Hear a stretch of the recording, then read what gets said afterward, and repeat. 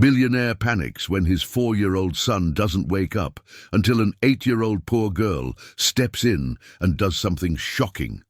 Before we share this tale, give it a like and comment where you're watching from and one thing that makes you smile. The silence in the pediatric ICU was suffocating. Alexander Whitmore, worth $3.7 billion, stood frozen beside his son's hospital bed, watching the shallow rise and fall of 4-year-old Timothy's chest. The boy hadn't opened his eyes in 18 hours, and every passing minute felt like an eternity. "Mr. Whitmore, we've run every test imaginable, Doctor," Harrison said softly, his voice carrying the weight of uncertainty that no amount of money could lift. "His vitals are stable, but neurologically, we can't explain why he won't wake up.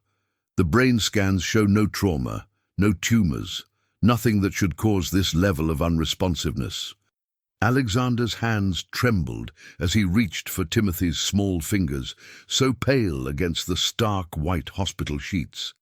Just yesterday morning, they were building elaborate castles with blocks in the mansion's sunlit playroom.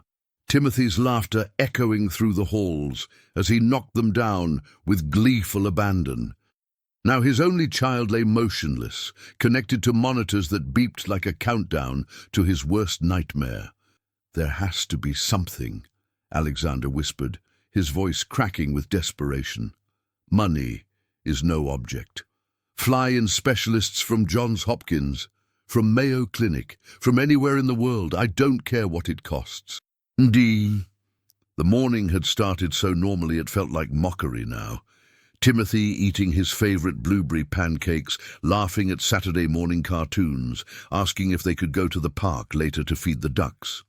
Then, without warning, while playing with his toy trains in the living room, the boy had suddenly clutched his head and screamed as if something was tearing him apart from the inside. "Daddy, why does everything sound so loud?" Timothy had cried, tears streaming down his face before collapsing unconscious on the Persian rug. "Make the colors stop hurting my eyes." Those were the last coherent words his son had spoken.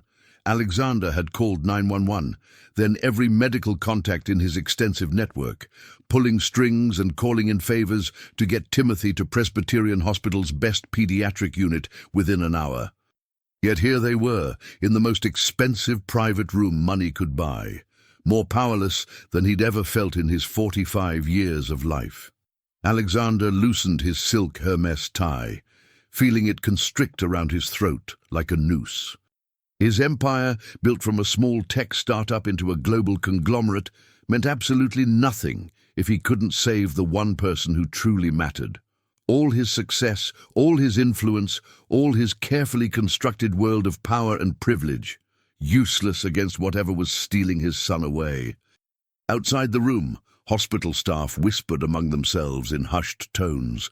The great Alexander Whitmore, who commanded boardrooms across 3 continents and moved markets with a single phone call, was just another terrified father watching his child slip into an abyss he couldn't follow. The monitors continued their rhythmic beeping, each electronic pulse marking another moment of uncertainty, another second of his son's life hanging in the balance. Alexander pressed his forehead against the cool glass window, watching the bustling city below continue its relentless pace, while his entire world had stopped completely, suspended in this sterile room that smelled of antiseptic and fear. "Fight, Timothy," he whispered, his breath fogging the window. "Daddy needs you to fight. Come back to me, son." But the boy remained still as carved marble, lost somewhere in whatever darkness had claimed his bright, curious mind. Alexander had faced hostile takeovers that would crush lesser men, survived market crashes that destroyed fortunes, and emerged victorious from corporate battles that had been written about in business journals. Nothing, absolutely nothing, had prepared him for this helpless feeling of watching his son's life slip away while he stood by, utterly powerless. The clock on the wall showed 2:47 p.m. Time crawled forward with merciless precision, while Timothy remained trapped in his mysterious sleep, unreachable despite being only inches away. Maria Santos pushed her worn cleaning cart down the sterile hospital corridor, her weathered hands gripping the metal handle with the determination of someone who had learned that survival meant showing up, even when the world seemed determined to knock you down. At 34, she looked older than her years, worn thin by countless double shifts and the relentless weight of raising her 8-year-old daughter Isabella as a single mother in a city that showed little mercy to the working poor. "Mummy, can I stay in the family room while you work?" Isabella asked, her dark eyes bright with an intelligence that seemed far too mature for her small frame. The child had been dismissed early from Washington Elementary due to a water main break, and Maria couldn't afford to lose a day's wages by staying home with her. "Si, mi amor, but you must stay very quiet. This is a hospital, and people are sick and scared," Maria whispered in accented English, straightening her daughter's carefully maintained school uniform, the same one Maria had worked extra hours to purchase at the beginning of the school year. As they walked past the private rooms reserved for the wealthy patients, Maria noticed the unusual activity surrounding room 3 to 12. Security guards in expensive suits, men with briefcases who radiated the kind of authority that came with serious money, and multiple doctors moved in and out with urgent, worried expressions that spoke of a case beyond the ordinary. "Who's in there, Mummy?" Isabella asked, peering through the partially open door with the fearless curiosity of childhood. "Someone very important and very sick, Mija," Maria replied softly, remembering the whispered conversations she'd overheard among the nursing staff. Alexander Whitmore's son was the patient everyone was talking about, the billionaire's only child, struck down by something that all their technology and expertise couldn't identify or cure. Maria had worked at Presbyterian Hospital for 6 long years, moving through these halls like a ghost, invisible to most who passed through the gleaming corridors. She cleaned the rooms of senators and celebrities, tech moguls and oil barons, overhearing their conversations about stock portfolios, political scandals, and family dramas that would fascinate the tabloids. But she'd never witnessed such raw, unfiltered desperation as she'd glimpsed on Alexander Whitmore's face when she'd caught sight of him through the doorway. Through the years of cleaning up after the privileged and powerful, Maria had developed an almost supernatural instinct about people. She could distinguish between those who performed their suffering for sympathy and those whose pain cut straight to the bone, the kind of agony that stripped away all pretense and left only the raw truth of human vulnerability. The man in room 312 was drowning in genuine torment, the kind that no amount of money could ease or eliminate. "Mummy, that little boy in there, he's not sleeping normally," Isabella said suddenly, her small face pressed against the window glass, her breath creating small clouds of condensation. "His colors are all wrong. There's something trying to break out of his head." Maria frowned, a familiar chill running down her spine. Isabella had always been different, noticing things that escaped everyone else's attention, speaking about the world in ways that sometimes frightened Maria with their accuracy.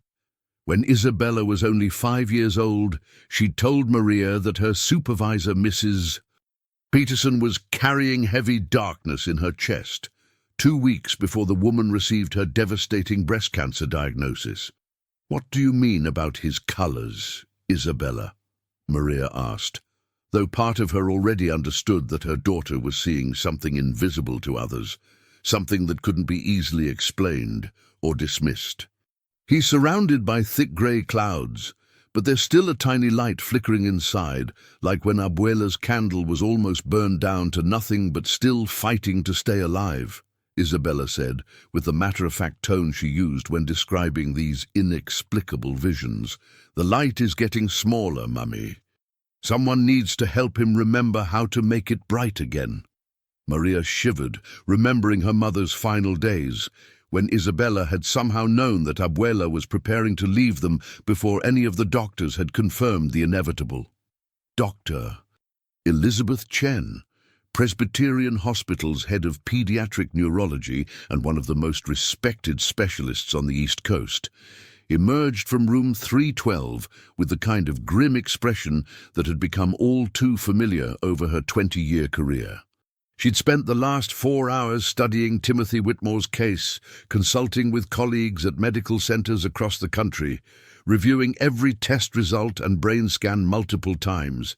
But the boy's condition remained a medical enigma that challenged everything she thought she understood about pediatric neurology. "Mr. Whitmore," she said quietly, her voice carrying the careful neutrality that doctors learn to maintain when delivering news that could shatter a parent's world. "We need to discuss some difficult possibilities that we haven't yet considered." Alexander looked up from his vigil beside Timothy's bed, his usually immaculate appearance now disheveled in ways that spoke of a man coming apart at the seams. His silver hair, normally perfectly styled, hung limp and unkempt. His custom-tailored shirt was wrinkled from hours of leaning over his son, and his face bore the hollow look of someone who hadn't slept or eaten in over 24 hours. "What kind of possibilities?" Alexander asked, though his tone suggested he was bracing himself for answers he desperately didn't want to hear. "Doctor." Chen pulled up a chair, recognizing that this conversation would require more than the usual bedside manner.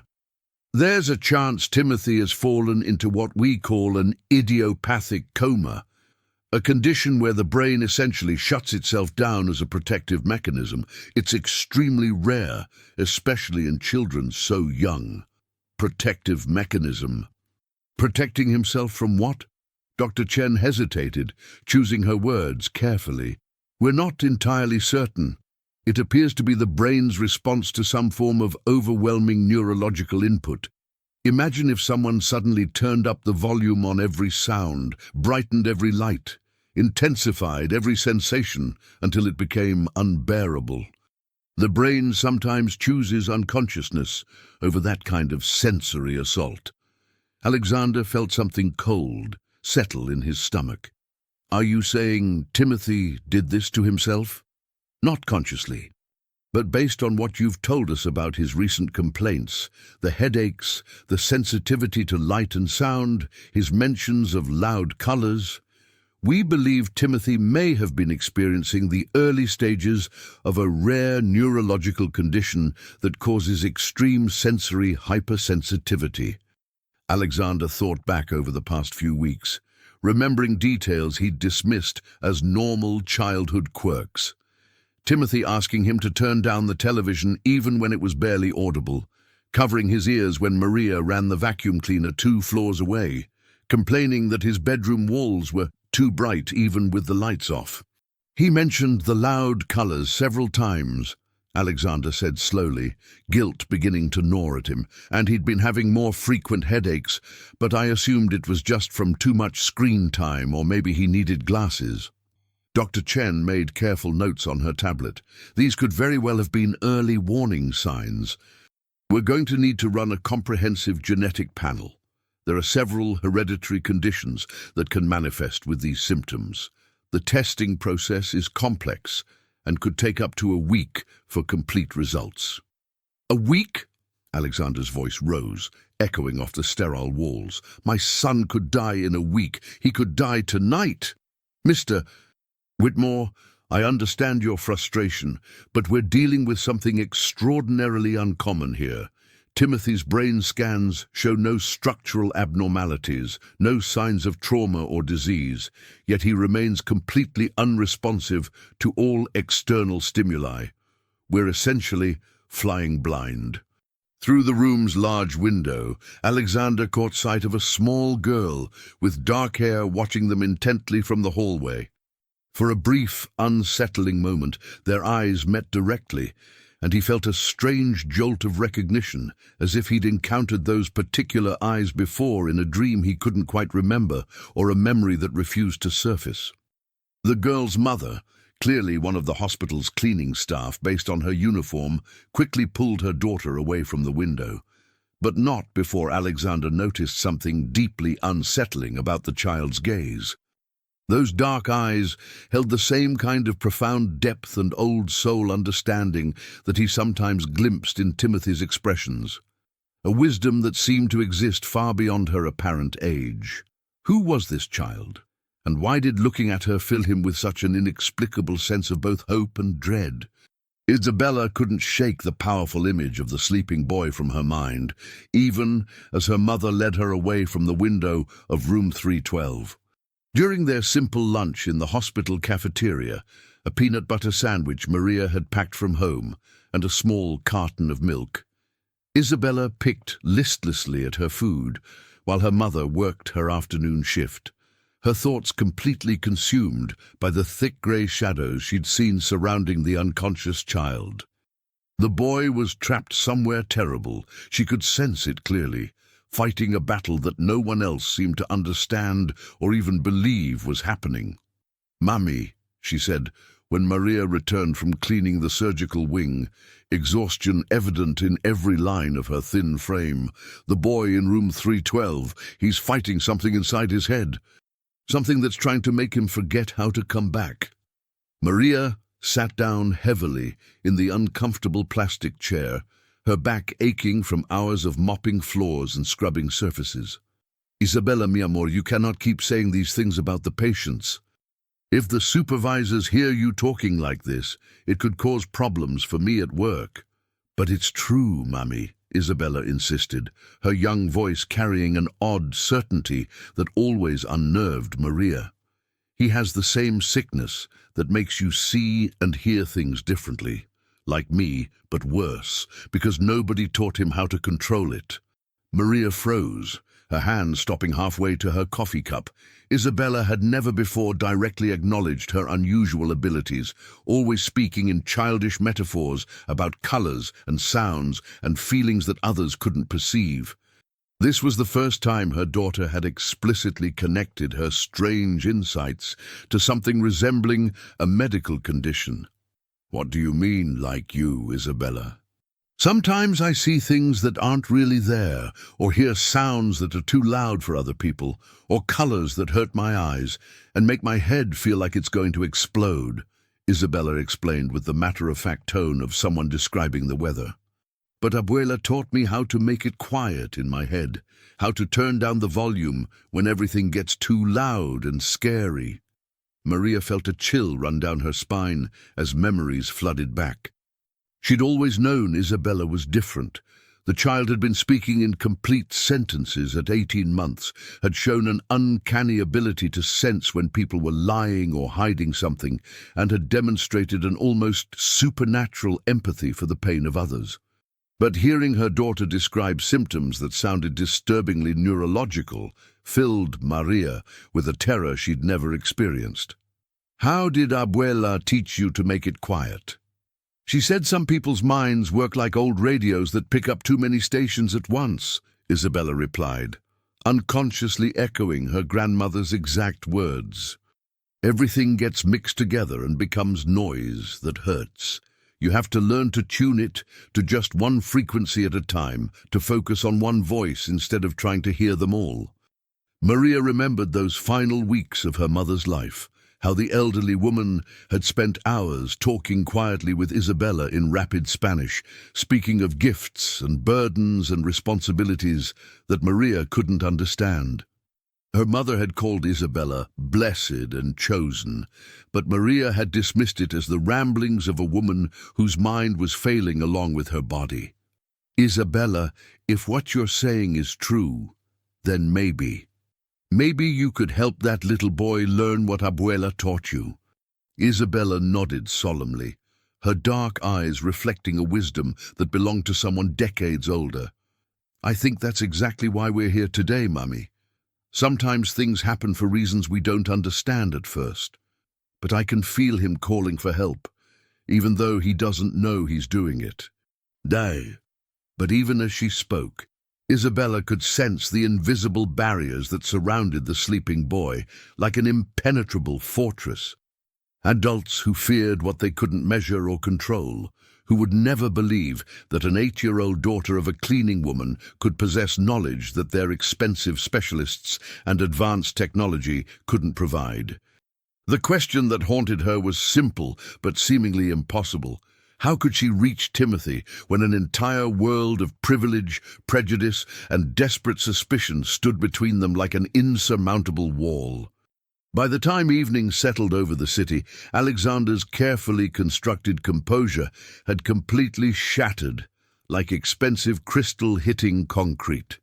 Timothy had been unconscious for over 30 hours now, and despite the constant attention of the hospital's finest specialists, the boy's condition showed no signs of improvement. If anything, his breathing had become more labored throughout the day, and the medical team had begun discussing the possibility of putting him on a ventilator, a conversation that had nearly brought Alexander to his knees.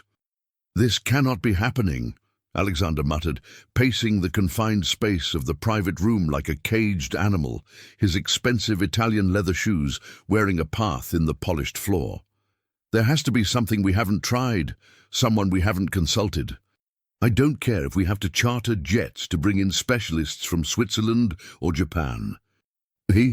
His phone buzzed constantly with calls from board members, business partners, and distant relatives, but Alexander ignored them all except for one, his ex-wife Patricia, who was somewhere over the Atlantic Ocean on an emergency flight from Paris, where she'd been attending Fashion Week. Their divorce had been bitter and final, but Timothy was still her son too, and grief had a way of making old animosities seem petty and insignificant. "What about child psychologists?" Alexander asked Dr. Chen during her evening rounds, grasping at increasingly desperate possibilities. "Maybe this is some form of psychological trauma we're not recognizing? Children sometimes react to stress in ways adults don't understand." Dr. Chen shook her head gently. "We've considered psychological factors, but Timothy's brain activity patterns don't support a purely psychological cause. His neural readings suggest he's experiencing some form of intense sensory bombardment, as if his brain is being overwhelmed with stimuli it can't properly process or filter." Alexander stopped pacing abruptly, something clicking in his memory. Sensory overload. It's rare in children this young, but some individuals develop hypersensitive neurological conditions where everyday sounds, lights, textures, and sensations become overwhelming to the point of being unbearable. When the brain can't cope with the constant assault, it sometimes chooses to shut down completely as a protective mechanism. Outside in the hallway, Maria was methodically cleaning the floors when she overheard fragments of this conversation through the partially open door. Her heart began racing as she recognized the symptoms Dr. Chen was describing. They matched almost exactly what Isabella had been trying to explain about her own experiences and what she'd observed about Timothy's condition. "Isabella," Maria whispered urgently when she found her daughter curled up in the family room, working on homework assignments by the dim overhead light. "I heard the doctors talking. They say the boy has sensory overload, that his brain is getting too much information and doesn't know how to handle it." Isabella looked up from her math worksheet, problems about addition and subtraction that seemed absurdly simple compared to the complex neurological puzzle she'd been contemplating all day. "Yes, Mammy, that's exactly what I was trying to tell you. He's drowning in too much sensation." But if Abuela taught you how to control those same feelings..."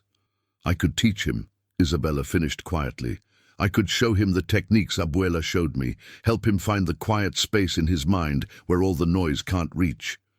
But the man with the expensive clothes and the scared eyes won't let someone like me anywhere near his son."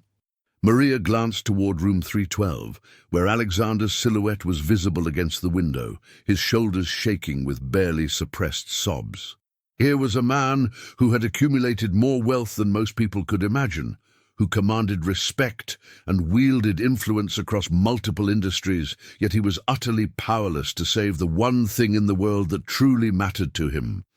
Maybe he will listen if it means saving Timothy's life, Maria said quietly, though she could hear the uncertainty in her own voice. Isabella shook her head, with the sad wisdom of someone who had learned too young that the world was often unfair and arbitrary. People like him don't listen to people like us, Mummy. They only trust things that cost lots of money or come with fancy degrees on the wall. They think poor people can't know anything important. But as she spoke those words, Isabella felt something shifting in the invisible currents that seemed to connect all living things, a change in the atmospheric pressure of fate itself. Something significant was building toward a moment of crisis, something that would shatter the artificial barriers between their worlds and force everyone involved to confront truths they weren't prepared to accept. At exactly 11:47 p.m., Timothy's condition took a sudden and dramatic turn that sent the entire medical team into emergency mode. The monitors that had been maintaining their steady rhythm suddenly erupted in a cacophony of alarms as his vital signs became wildly erratic, his brain activity spiking to levels that should have been impossible for someone in a coma. "His neural activity is off the charts, Doctor," Chen announced breathlessly as she rushed into the room, followed by a team of nurses and specialists, their faces reflecting the urgency of a situation spiraling beyond their control. "It's as if he's having an intense seizure, but there are no physical manifestations. His body remains completely still, while his brain is in complete chaos." Alexander pressed himself against the wall, his heart hammering as he watched medical professionals swarm around his son like worker bees responding to a threat to their hive. Timothy's small body remained as motionless as it had been for the past day and a half, but the machines surrounding him told a completely different story. Inside his head, his son was fighting the battle of his life against an enemy no one else could see or understand. "Should we increase sedation?" a nurse asked, her hands moving swiftly to prepare medications. "No," Dr. Chen said firmly, studying the readouts with growing concern. "Heavy sedation might push him so deep into unconsciousness that he can't find his way back. We need to understand what's causing this neurological storm before we intervene." Down the hall in the family room, Isabella suddenly sat bolt upright in the chair where she'd been dozing, her mother's jacket draped over her small shoulders like a blanket. Maria was still working the graveyard shift, cleaning rooms in the hospital's west wing, when Isabella felt a powerful, urgent pull toward room 312, like an invisible rope yanking her toward something critically important. Timothy was calling for help, not with words or sounds, but with something much deeper and more primal, a desperate signal broadcast on a frequency that only Isabella could receive and understand. She slipped quietly out of the family room and walked with determined steps toward the commotion surrounding Timothy's room. Through the large window, she could see the chaos unfolding inside. The wealthy man was openly crying now, his carefully constructed facade completely collapsed as he watched doctors work frantically around his son's bed. But Isabella's attention wasn't focused on the adults and their panic. Her consciousness was completely absorbed by the small figure lying motionless on the hospital bed. In her mind, she could see Timothy's awareness trapped in a maze of overwhelming sensations, lost and terrified in a prison of hyperstimulation that grew more intense with each passing moment. She could sense his confusion, his fear, his desperate desire to return to the quiet safety of sleep, and most importantly, she could see the path that would lead him back to consciousness if someone could guide him through the labyrinth. Without hesitation or fear, Isabella pushed open the door to room 312 and walked directly toward Timothy's bed. "Hey, stop right there!" a security guard called out, moving to intercept this unexpected intruder, but Isabella was already at Timothy's bedside before anyone could react. She placed her small, warm hand gently on Timothy's forehead and closed her eyes, immediately connecting with the chaos raging inside his mind. "It's okay, Timothy," she whispered with absolute confidence, her voice cutting through the electronic noise of the alarms. I know exactly where you are, and I know it's scary. But I can show you the way out of the loud place. You don't have to stay lost anymore." Alexander stared in complete shock as this mysterious little girl appeared beside his son, as if materialized from thin air, her touch somehow having an immediate calming effect on the frantic monitors. For the first time in over 36 hours, Timothy's breathing became deep and peaceful, and the chaotic brain activity began to settle into more normal patterns. "Who is this child?" Alexander demanded, his voice mixing desperation with the first genuine hope he'd felt since this nightmare began. "How is she doing what an entire team of specialists couldn't accomplish?" The room fell into stunned silence as Isabella maintained her gentle contact with Timothy's forehead, her small frame radiating an inexplicable calm that seemed to spread through the chaos like ripples in still water. The medical equipment continued to show Timothy's brain activity stabilizing, his vital signs returning to normal ranges for the first time in over 36 hours. "Security, remove this child immediately," Dr. Chen ordered, but her voice lacked conviction. She couldn't deny what she was witnessing, something her medical training had never prepared her for. "Wait," Alexander said firmly, his businessman's instincts recognizing results regardless of their source. "She's helping him. Look at the monitors." Isabella opened her dark eyes and looked directly at Alexander with an intensity that made him step backward. "Your son is trapped in a place where all the sounds are too loud and all the colors are too bright. He doesn't know how to make them quiet like I do." "How do you know about Timothy's condition, Doctor?" Chen asked, moving closer with scientific curiosity overriding her initial skepticism. "Because I have the same thing," Isabella replied matter-of-factly. "My grandmother taught me how to build walls in my mind to keep the noise out. Timothy needs to learn this too, or he'll stay lost forever." Alexander felt his world tilting on its axis. "You're saying you can cure my son? Not cure, teach. There's a difference." Isabella's voice carried wisdom far beyond her 8 years. "The sensitivity doesn't go away, but you can learn to control it instead of letting it control you." Maria appeared in the doorway, having heard about the commotion from other staff members. She saw her daughter standing beside the billionaire's son, surrounded by doctors and security guards, and her heart nearly stopped. "Isabella, what are you doing?" Maria rushed forward, but Alexander held up his hand. "Is this your daughter?" he asked Maria, his eyes never leaving Isabella's face. "Yes, sir." "I'm so sorry. She shouldn't be here." "She shouldn't be here," Alexander repeated slowly, "but somehow she's doing what millions of dollars in medical expertise couldn't accomplish." Timothy's eyelids fluttered slightly, the first movement he'd made since collapsing. Isabella smiled and whispered something in Spanish that only Timothy seemed to hear despite being unconscious. "He's starting to remember the way back," Isabella announced. "But this is just the beginning. He'll need lots of practice to stay in control." "Doctor." Chen checked Timothy's neural readings again, her scientific skepticism warring with undeniable evidence. "Mr. Whitmore, I need to understand what's happening here. This child appears to have knowledge about your son's condition that we don't possess." Alexander studied Isabella's face intently, something nagging at the back of his mind. Those eyes, that bone structure, there was something familiar that he couldn't quite place. "What's your full name?" he asked Isabella directly. "Isabella Santos," she replied, then looked at her mother with questioning eyes. Maria's face went pale, and Alexander noticed her reaction immediately. "Mrs. Santos, is there something you need to tell me?"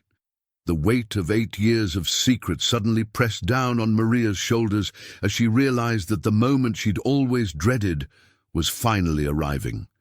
Maria's hands trembled as she faced Alexander Whitmore's penetrating stare, the same intense gaze that had once made her feel like the most important woman in the world.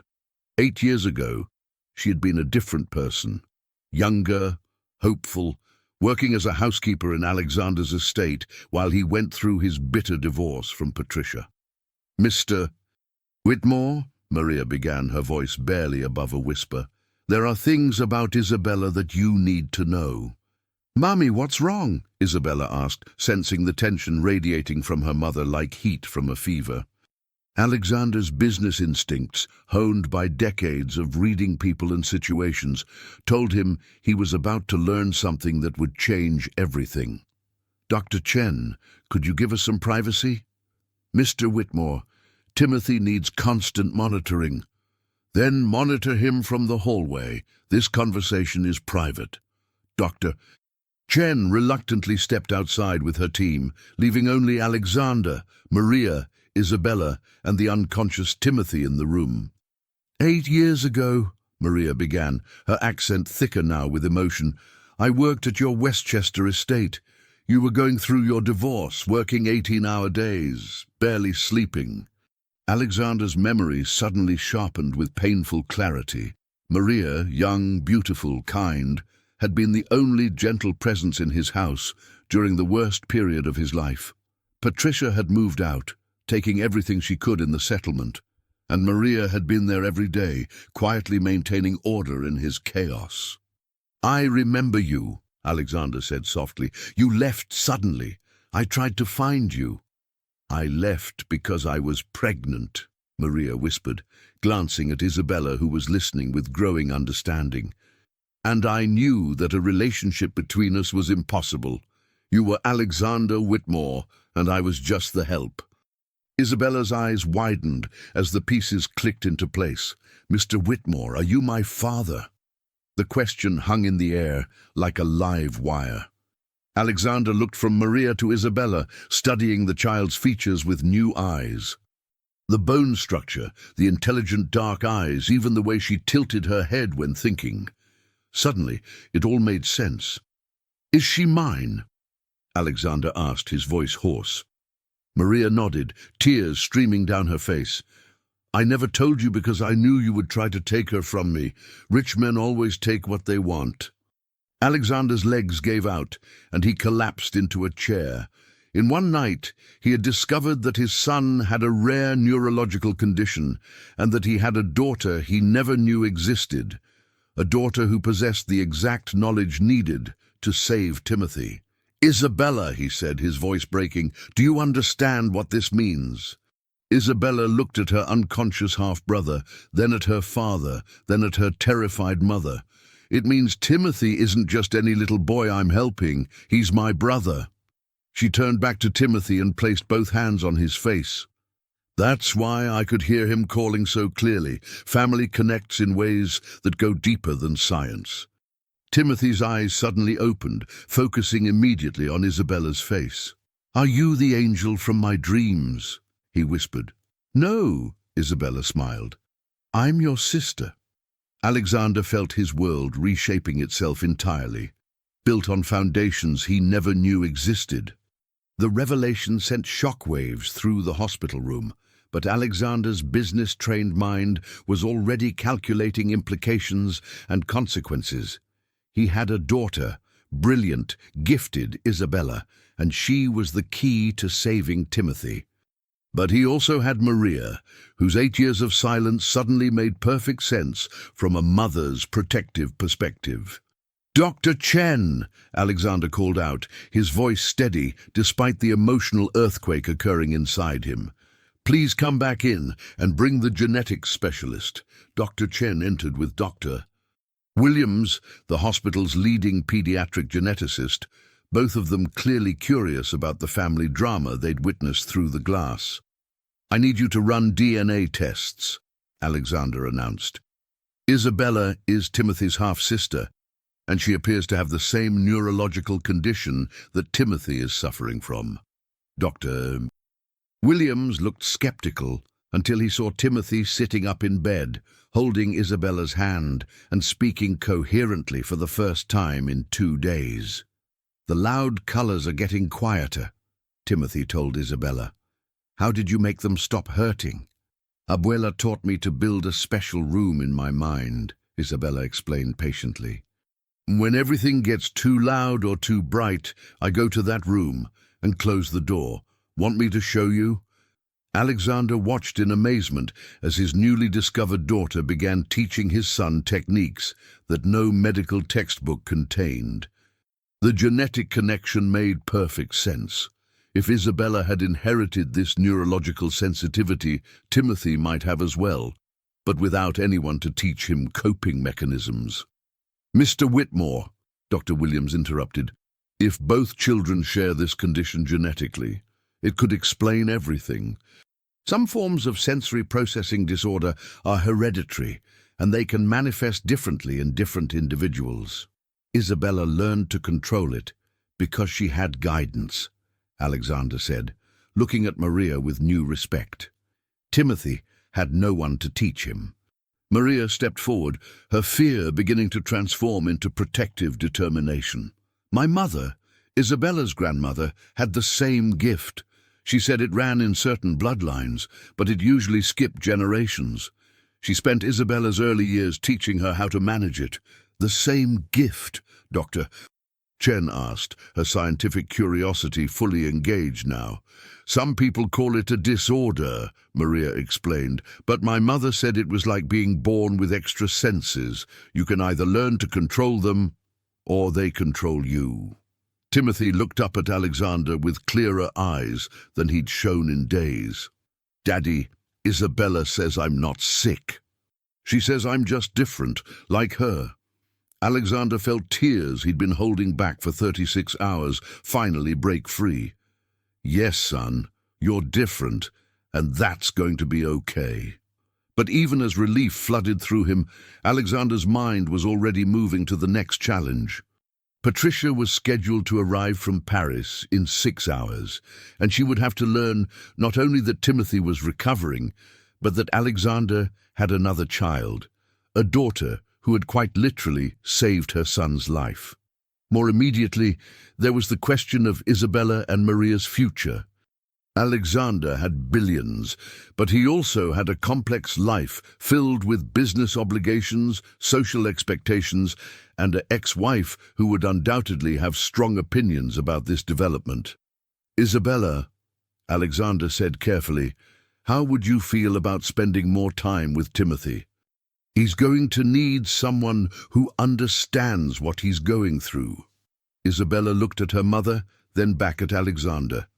"Does this mean you want to be part of our family now?" The simple question contained layers of complexity that would take years to fully navigate, but Alexander knew the answer immediately. "Yes," he said, "if your mother will let me." Patricia Whitmore arrived at Presbyterian Hospital at 6:30 a.m., her Chanel suit wrinkled from the overnight flight and her usually perfect makeup smeared from crying somewhere over the Atlantic Ocean.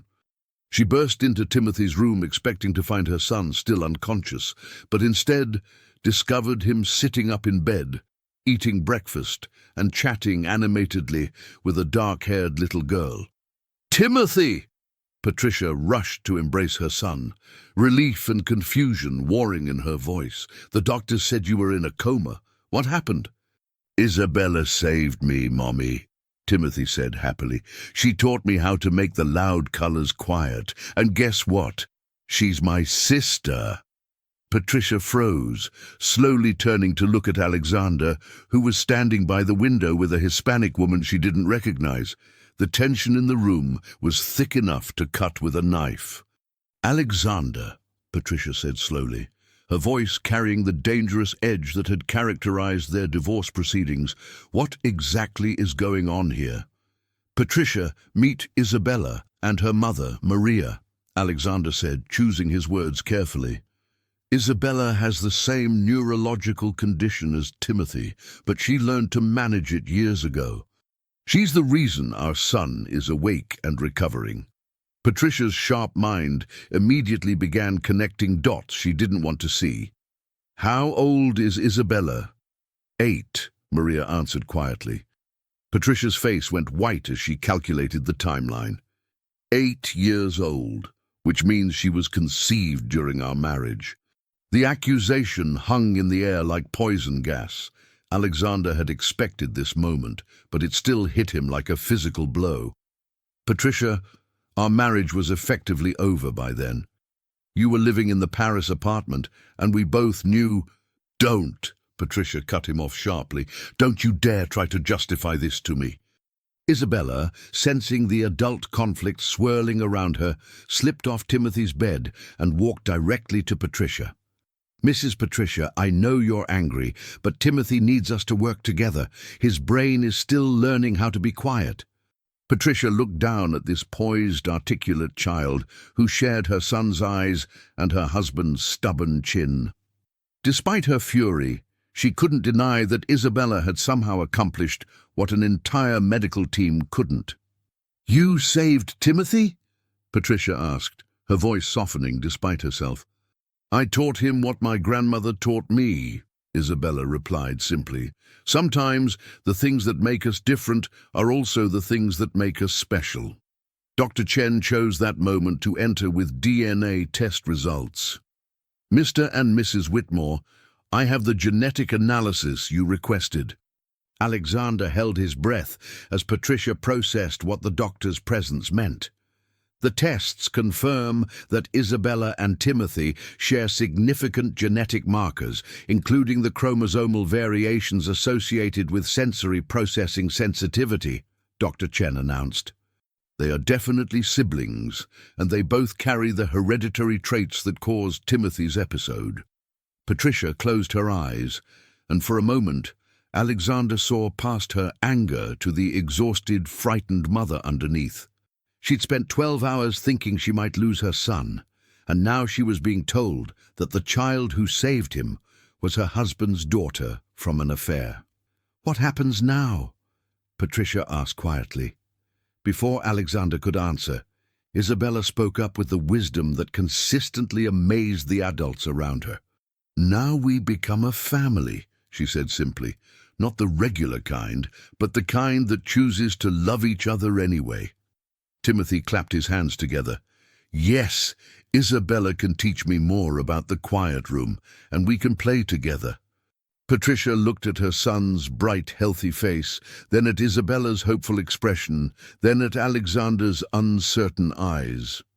The situation was complicated beyond anything she'd ever imagined, but one thing was crystal clear. You're right, Isabella, Patricia said finally. We figure out how to be a family. Deal.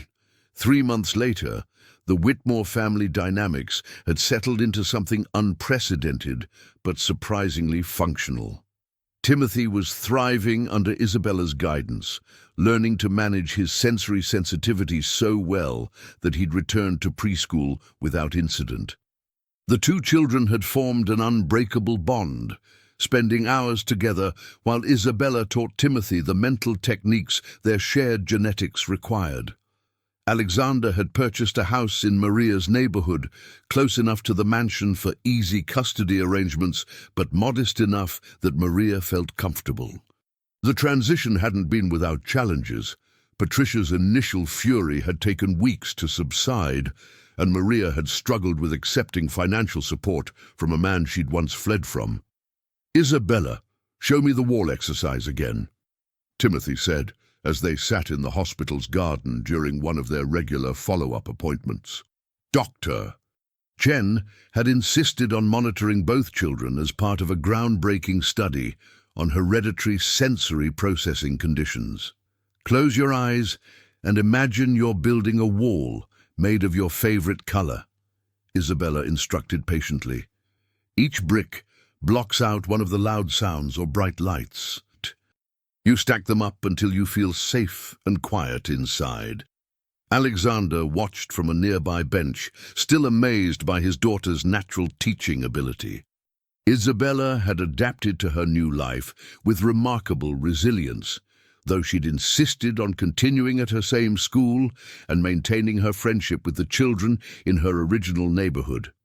Mr. Whitmore, Dr. Chen approached with a clipboard full of notes. The children's progress has been remarkable. Timothy's latest brain scans show significantly improved neural pathway organization, and Isabella's ability to articulate her coping strategies is helping us develop treatment protocols for other children with similar conditions.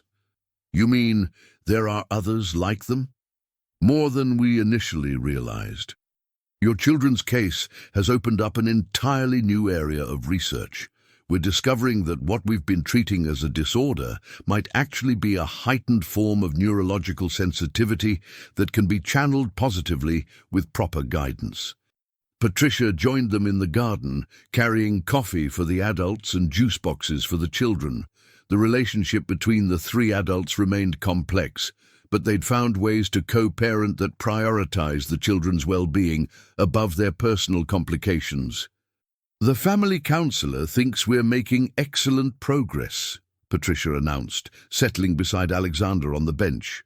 "Timothy's adjustment scores are off the charts, and Isabella is showing remarkable emotional intelligence for someone dealing with such a dramatic life change." Maria approached more hesitantly, still adjusting to being included in conversations about private schools, college funds, and family vacation plans. "Isabella asked me something yesterday that I didn't know how to answer." "What did she ask?" Alexander inquired. "She wanted to know if she could change her last name to Whitmore to match Timothy's." The question hung in the air, representing layers of belonging, identity, and family definition that went far beyond simple legal paperwork. "What did you tell her?" Patricia asked gently. "I told her that family names are about more than what's written on documents," Maria replied, "but I think she wants to feel like she truly belongs to both her worlds." Alexander looked at Isabella, who was now helping Timothy practice his breathing exercises under a large oak tree. "What would you think about that, Patricia?" Patricia watched the two children together, remembering how close she'd come to losing Timothy just 3 months ago. "I think," she said slowly, "that Isabella saved my son's life, and if she wants to share his name, she's earned that right." The conversation was interrupted by Timothy's excited voice calling across the garden. "Daddy!" "Isabella, come see what I built." They rushed over to find Timothy, pointing proudly at an elaborate wall of colored blocks he'd constructed while practicing his mental exercises. "Each color represents a different coping technique Isabella taught me," he explained. "And look, I built it while the construction crew was working across the street, and I didn't even get overwhelmed by the noise." Alexander felt tears of pride welling up as he realized that his children weren't just siblings. They were healing partners, teaching each other and growing stronger together. 1 year after that terrifying night in the hospital, the Whitmore family gathered to celebrate Timothy's 5th birthday in the garden of Alexander's estate. The party was unlike any celebration the mansion had ever hosted, a blend of Timothy's preschool friends, Isabella's classmates from her old neighborhood, and family members who were still adjusting to the expanded family structure. Isabella, now 9, and officially Isabella Whitmore Santos, had become something of a local celebrity after Dr. Jen published her research on hereditary sensory processing sensitivity. The study, titled "Gifts Hidden in Plain Sight," featured both children as case studies and had revolutionized understanding of neurological differences in children. "Make a wish, Timothy," Isabella called out as he prepared to blow out his candles. Timothy closed his eyes tightly, and Alexander could see him practicing the centering techniques Isabella had taught him. The boy had grown so much in confidence over the past year, learning not just to manage his sensitivity, but to recognize it as a special ability.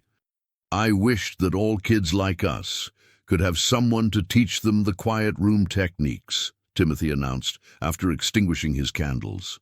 Patricia, who had spent the year in family therapy and had developed a genuine affection for Isabella, wiped away a tear. "That's a beautiful wish, sweetheart." Maria approached Alexander as the children ran off to play party games. Their relationship had evolved into something respectful and cooperative, built on shared love for their daughter and gratitude for second chances. "Alexander, "I need to tell you something," Maria said quietly. "The Children's Foundation you established received another donation request this week. A family in Seattle with twin daughters who have the same condition as Timothy and Isabella." Alexander nodded, pride swelling in his chest. The Timothy and Isabella Foundation had grown from a small local initiative into a national resource for families dealing with sensory processing sensitivity. Isabella insisted on personally responding to letters from other children, sharing her techniques and offering encouragement. "Isabella wants to create video tutorials," Maria continued. "She says other kids might learn better if they can see exactly how to build their mental walls." "She's right," Alexander agreed. "We'll set up a production studio at the Foundation headquarters." Dr. Chen joined their conversation, carrying a folder of exciting news. "I wanted to share the latest statistics with you. Since we published Isabella's techniques, reported cases of severe sensory processing episodes in children have decreased by 60% in participating hospitals." "Isabella's grandmother would be so proud," Maria whispered, looking at her daughter, who was now patiently teaching a group of party guests how to do calming breathing exercises. As the sun began to set over the celebration, Alexander gathered both his children close to him. Timothy leaned against his left side, while Isabella curled up on his right, both of them tired but happy from the day's festivities. "Daddy," Timothy said sleepily, "before Isabella taught me about the quiet room, I thought I was broken. But now I know I just needed to learn how to use my special brain. And now we help other kids learn too," Isabella added. "Abuela always said that gifts are meant to be shared." Alexander looked around at the unlikely family they'd created, Patricia chatting comfortably with Maria about the children's upcoming school events, extended family members who'd gradually accepted the new reality, and two remarkable children who had turned what could have been a tragedy into a triumph. "You know what I've learned this year?" Alexander said to his children. "Sometimes the most important discoveries happen when you're not looking for them. I thought I was just trying to save Timothy, but I ended up finding a daughter I never knew I needed, and learning that families can be built from love, not just tradition." Isabella smiled up at him with those wise, dark eyes that had first captured his attention in the hospital hallway. "Families are like the quiet room, Daddy. You build them one piece at a time until everyone feels safe and loved inside." As stars began to appear in the darkening sky, Alexander realized that his children had taught him the most valuable lesson of all, that the greatest gifts often come disguised as challenges, and that love has the power to transform any situation if you're brave enough to let it. The Timothy and Isabella Foundation would go on to help thousands of families, but its greatest success story would always be the one that began with a father's desperation, a mother's secret, and a little girl brave enough to reach across the divide between two worlds to save her brother. Some stories end with happily ever after, but the best ones end with happily ever growing, and the Whitmore family was just beginning to discover how beautiful that journey could be.